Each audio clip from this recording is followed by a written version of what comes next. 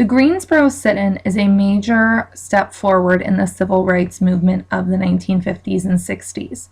A sit-in is when you go to a restaurant and you sit there, or a waiting room or something like that. You sit there until you either have received service. So if it's at a lunch counter, the goal is that you get served lunch, or until you get kicked out. It is another nonviolent form of protest advocated by Martin Luther King Jr. People involved in this event were the Greensboro Four. These African Americans who staged the sit-in had visited a store called Woolworth's in Greensboro, North Carolina, and they had been shopping throughout the store and been waited on and checked out just fine at the shopping part of the store.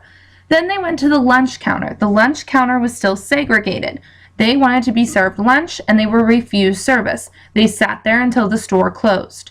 The next day they came back and more people joined them at the sit-in. Okay, the sit-in lasted for about 4 days. The second day at the sit-in, there were about 20 people. The third people, there were more, and news reporters began to show up to report on this story. There were many people who did not support desegregation, so they also showed up at this sit-in. They were against the efforts of the Greensboro Four to desegregate the lunch counter. The third day, even more people showed up, and the fourth day, a couple hundred people showed up to participate in the sit-in. So store workers had to give up and desegregate Woolworths in Greensboro, North Carolina.